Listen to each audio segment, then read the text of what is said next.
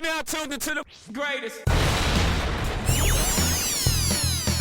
Run with Manny Wilson podcast. The Run with Manny Wilson podcast. The best sports podcast there is. Yes, sir. What's up, everybody? Welcome back to The Run with me, Manny Wilson, all the way from Detroit to Chicago to your speakers and headphones. We got a great episode to you today, man. I appreciate you tuning in to the first interactive sports podcast. You know, a community that makes sure your voice is heard. So if you hear something you agree with, you disagree with, you like, you dislike, or even if you just want to outsmart me on something I said, go ahead, give us a call, 219-413-9405. I hope you had a great holiday, whatever you celebrate. But man, some teams right now are just not celebrating. They just not in the mood, I should say. My team happens to be one of those. I got a lot of stuff to cover, actually. We got some NFL stuff, too, a lot of NBA, and we got more content coming through the week. But as I mentioned, man, some teams just isn't in the celebratory mood right now. One of those teams being the Detroit Pistons. They are on a huge losing streak right now. The Pistons have lost 27 straight games, which is the longest streak in NBA history. It's absolutely ridiculous. They haven't won a game in over 2 months. The last win was October 28th, and the Pistons, they're going to try to end the losing streak against the Celtics today in Boston. And I guess it's a little bit of hope there because Jason Tatum and Jaylen Brown are listed as questionable right now, but I doubt it. Fans are yelling, sell the team. They're chanting that Tom Gores is a bad owner right now. And you know, it kind of bugged me a little bit, just to kind of touch on this briefly.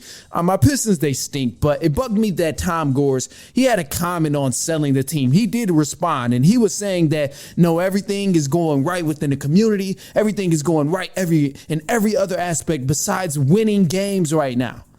And I'm like, you know, the community thing is cool, but you know, if you really about the community and you really about making sure the fans in the community are okay, then why the hell are you still charging people an arm and a leg to go to these different games?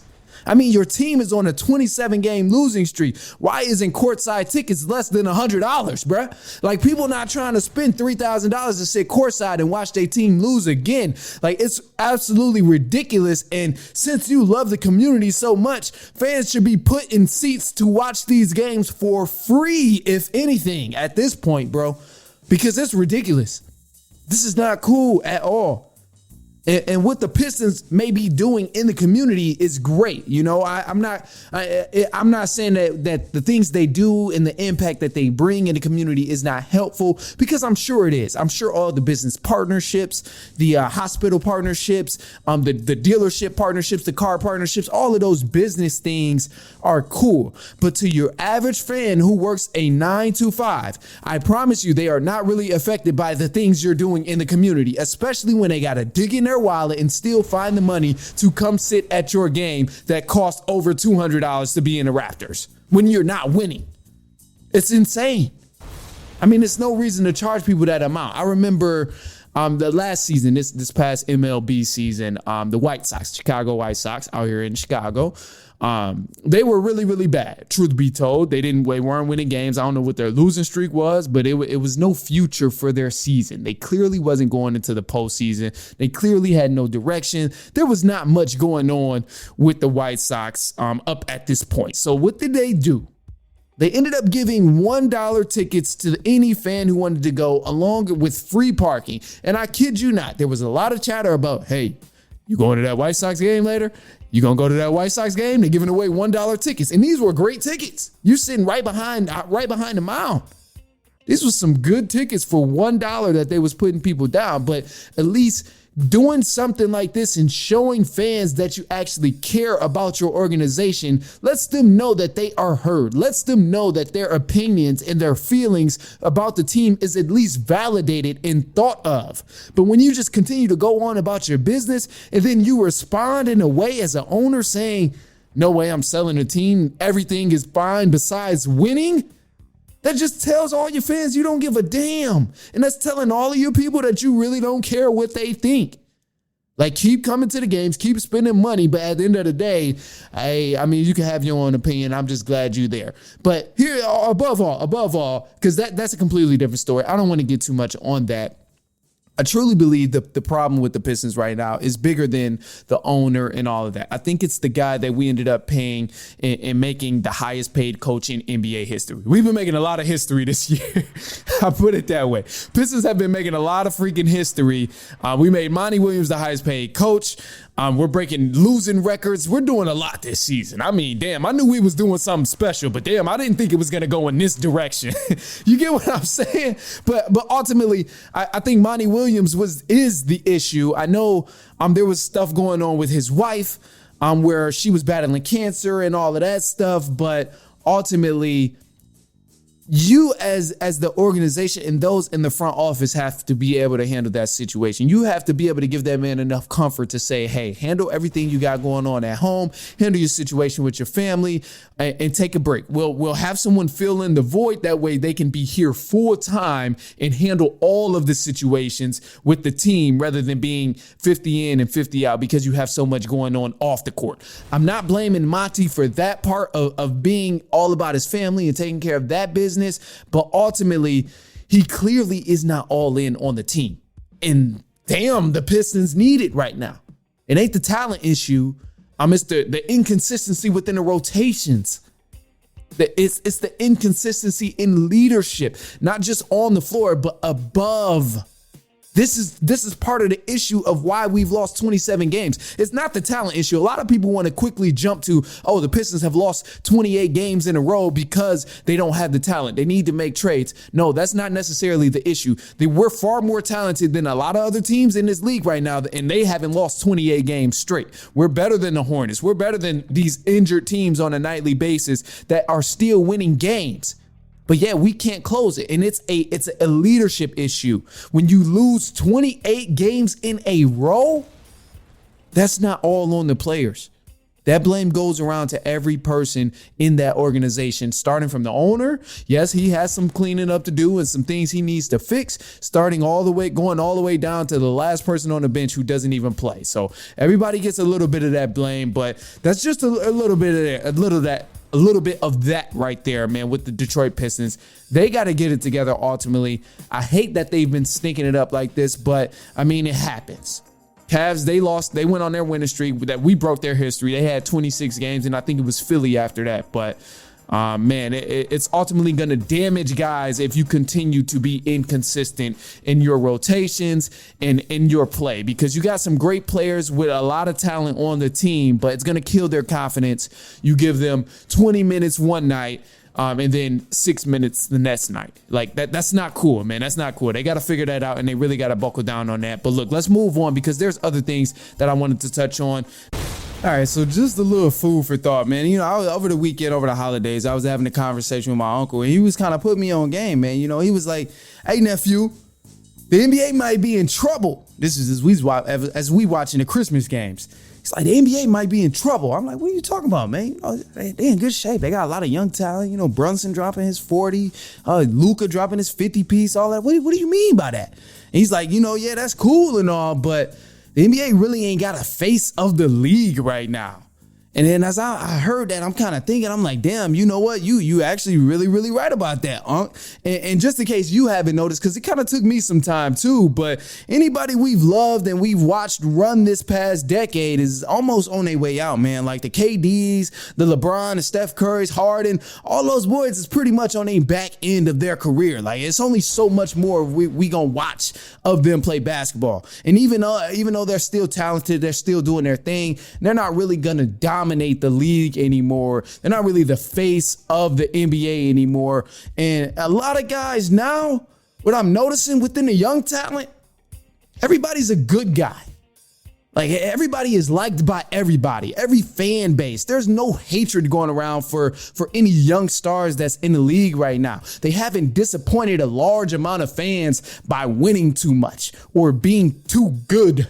if that makes any sense. Like, it sounds crazy, but you got to think of it from this way. Like, guys who once ran the league and was the face of the league, they've all had those fans that wanted to see them win, and they all had those fans that wanted to see them lose. Think about it. I mean, LeBron, Michael Jordan, Kobe, Steph Curry, any of those guys have always had those fans who wanted to see them win and wanted to see them lose. How many people do you know who love watching LeBron win games? And then think about the contrast of that. How many people do you know love to watch LeBron James lose any game so they can slander him? I mean, it's natural when you're talking about having one person run and be the face of the entire league. It's natural. You even consider it all the way and look at it in other sports. You see that Floyd Mayweather dominated his era of boxing because there were so many people who bought fights to see him win and a lot of people who bought fights to see him lose. That's how he was able to maintain so much fame and maintain so much money and bring in all the big fights because people wanted to see him lose. And then another point that people are missing in this is some guys have an edge in media because of the time they came in and the time they were playing. Like, I mean, a lot of guys weren't really dying to watch Anthony Edwards come in the league. I mean, Wemby gets a lot of hype and all of that, but there's not that much anticipation to watch guys play like there was when LeBron was coming into the league, when Kobe was on that prime time, when Jordan was on that prime time. Like, there's not that many people in the league that people are dying to watch on a nightly basis. Like, we're kind of hitting a turning point. But anyway, that's kind of besides the point. But the whole point of me even bringing that up is that some people who've become the face of the league has had an edge, meaning Jordan, when he was in the league, he started doing things that people have never seen before in the game of basketball. So that was like out of the ordinary. People was hating on him, and you had people who was like, this guy is God's gift to basketball. Kobe was a replica of Jordan when he played in the league. So anybody who didn't really like Jordan almost didn't like Kobe, but he still had his ups and downs, had his large following, and had the people who wanted to see him lose because he dominated year after year. He was winning and going to the playoffs, going to the finals year after year, killing certain fan bases, so they hated when they had to see Kobe. And y'all already know, LeBron disappointed so many different fan bases throughout his time, especially during his prime. He's still doing it.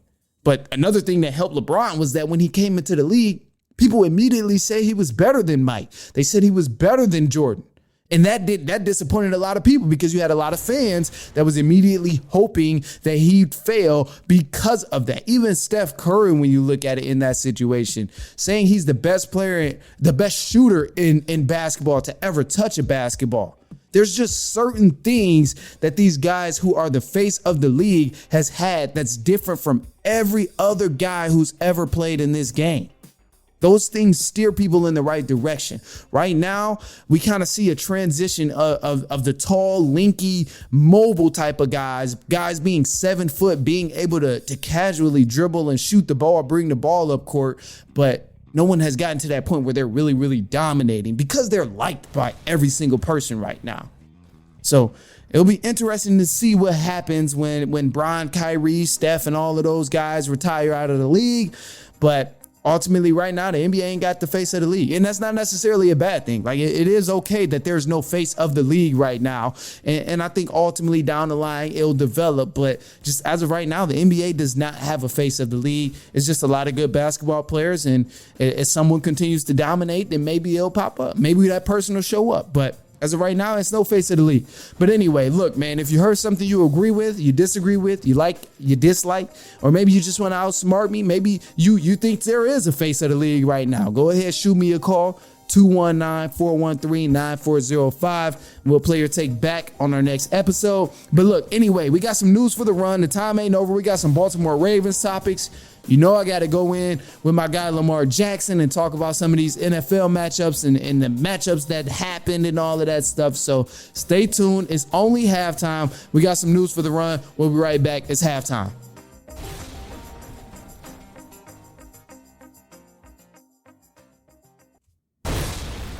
All right, and news for the run. Starting off in the NBA, the Detroit Pistons have lost 27 straight games, which is the longest losing streak in NBA history. Now, the Pistons, they have not won a game in over 2 months, and the last win was October 28th. The Pistons, they're going to try and end their losing streak against the Celtics later on today in Boston. I think it will push for 28 games straight for losing. Man, that's just sad. Now, the Los Angeles Clippers, they're finally in a groove. They've won 10 of their last 12 games, and they'll take on the Memphis Grizzlies on the 29th of December. The Washington Wizards are rumored to find a trade for forward Kyle Kuzma, according to Yahoo Sports. And the Chicago Bulls' Zach LaVine has been in trade talks, but despite the rumors, it's said there isn't a big trade market for the two-time All-Star as of lately. Now, college football, University of Michigan have offered head coach Jim Harbaugh a 10-year, $125 million deal to remain head coach for the university. However, the contract does include a no NFL clause for 2024. Now, a couple good bowl games coming up. Florida State will be taking on Georgia this Saturday. Ohio State will be playing Missouri this Saturday. Washington versus Texas on January 1st, the first game of the new year. And then you got Alabama versus University of Michigan on the 1st of January as well. And a couple of good games in the NFL to watch that I will be watching this upcoming Sunday. I'll be checking out the Baltimore Ravens as they take on the Miami Dolphins in Baltimore. And the Detroit Lions, they're headed to Dallas to play the Dallas Cowboys. So I'm excited to see what goes on here. I'm anticipating a lot of these matchups, but one of the matchups that really stand out to me, of course, is the Baltimore Ravens and the Miami Dolphins. Hey, y'all, anybody who's listening, it's time to have that conversation about Lamar Jackson. It's time. Lamar Jackson is the best quarterback in the NFL this season. Now, first things first, before you get too riled up, before you get surprised about that statement, I just want to let you know right now, stats will not prove my point here. Statistics will not help prove my point. This is not a statistical argument right here. I don't have much to argue when I'm coming about stats. This has nothing to do with that. When I'm talking about Lamar Jackson being the best quarterback in the NFL this season, I'm strictly referring to his abilities and skill set with the ball and controlling an offense. It's clear that the Ravens are not there for stats and glories. They want wins in the win column, and that's what's been going on. But my main thing here and why I say Lamar Jackson is the best quarterback in the NFL as of right now is because of the consistency that I've seen in his play, the consistency in his throwing accuracy, the decision making, the reading of defenses, and most importantly, this man is protecting the ball like no other. I mean, it's not a statistical argument, as I've said, but protecting the ball and limiting turnovers is one of the best ways to help your team secure a win. And that's what he's been doing. I mean, Lamar Jackson, he has the least amount of interceptions thrown for any quarterback who's played at least 15 games this season. He hasn't thrown more than 2 interceptions in a single game except one time this entire season. The 49ers' Brock Purdy cannot say that.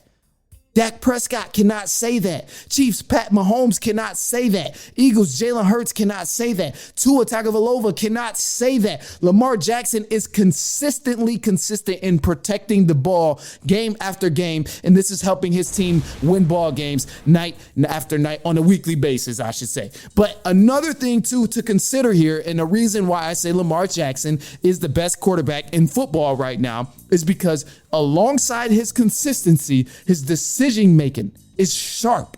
He's getting rid of the ball before things go bad. He's escaping a sack whenever it comes to him. I mean, he's running his absolute last option as running the ball. Whenever he's going to run the ball, it's his absolute last option rather than trying to make that his first or second option. He's looking at all of his targets on the field before he actually takes off and run the ball.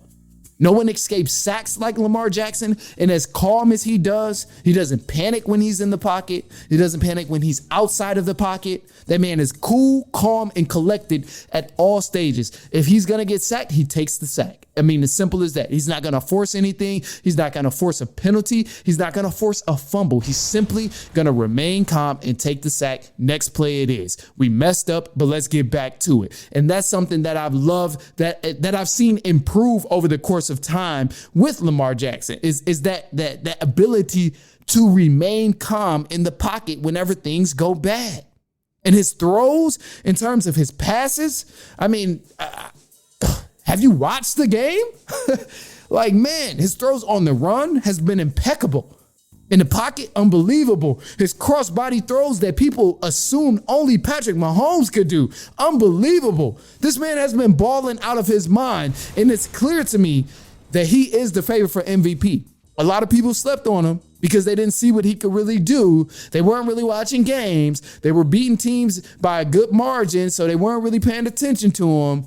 But as soon as they played that bad team over in San Francisco, bad meaning good, people opened their eyes. And they're like, damn, a number 8 over in Baltimore is kind of nice. He's good.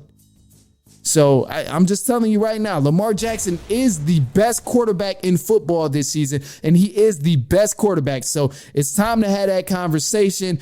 They'll take on the Miami Dolphins this Sunday. I think it'll be a great game. I'm anticipating this matchup. I think the Ravens will end up winning this ball game here against the Miami Dolphins. If they win, then they win the AFC North. They'll get a first round bye and they'll get home field advantage in the playoffs. So this is kind of a big game for them. Dolphins are also fighting for some things as well. If they win this ball game, that means they'll win the AFC East, their division as well. But I think ultimately the Ravens will continue to carry this momentum from winning and beating San Francisco, who's a top NFC team. Dolphins clearly are a top AFC team. They've struggled in times at winning a big game. They obviously beat the Cowboys last week, which was a great matchup, but you got to keep in mind, the Ravens are sharp in so many different areas. I mean, defensively, they're number 1 in sacks. They're number 1 in forced turnovers defensively. And the offense have done a great job of matriculating the ball downfield drive after drive. So they've been good in ball protection, and they've been very, very disciplined when it comes to penalties and silly penalties like that. So I really think the Ravens are going to lock this up. I hope it's a close game. I hope it's a good game. But ultimately, both teams kind of showed some different balances. More so, the Dolphins showed a lot of weaknesses and different things that they've struggled with against the Cowboys last week, because that was a very defensive game. But one of the main things you'll want to focus on going against the Dolphins is obviously these boys got a lot of different speed. They got so many different speed options here, and you have to focus on Tyreek Hill. You got to make sure you keep Tyreek Hill from getting in open space. Be surrounding that man all game. Keep surrounding that man all game and make sure he does not get in the open field, because that's when he can really begin to hurt you. And not only Tyreek Hill, but a lot of those other guys on the Dolphins. The same way the San Francisco 49ers have guys that can hurt you in open field, it's the same way the Dolphins can hurt you in the open field. So I would say to really focus in on Tyreek Hill, making sure he doesn't get in a lot of open space if he catches passes or if he's running plays for him or whatever the case is. But you also want to keep focus on other guys, limiting the open space that they get in this game here, because I mean, it will be tough. It will be very tough to lock up Tyreek Hill and all of that stuff. But ultimately, I think the Baltimore Ravens can pull it off, and I think they will pull it off. It'll be a very, very, very interesting game here. I'm hoping for a good game, of course, but let's do it, man. I think the Ravens, they'll bring pressure on Tua. That defensive line, again, they were tough, and I just don't see the Dolphins thriving if the Ravens can continue to bring pressure how they have done over the course of these previous weeks. So it'll be tough, but ultimately we're going with Baltimore Ravens for the win here. All right, so look, man, that's all I got for you guys. We're going to try and come back strong for an episode that's clearly just about the college football, because we know it's a lot of bowl games going on. But in the meantime, man, go ahead, shoot me a call, 219-413-9405. Share your take with me. Tell me any of your opinions about, the face of the NBA, if the Ravens are going to win, if Lamar Jackson is MVP, how them Pistons, when they going to end the losing streak, all of that stuff. Go ahead, share your opinion to me, man, and I'll play it back on our next episode. Can't wait to hear you guys' opinion. But in the meantime, man, go ahead, shoot me a call. But follow us on Instagram as well at The Run Podcast. You can follow my personal page as well at I am Manny Wilson. But until then, man, we will be back later on this week, and so on and so on and so on.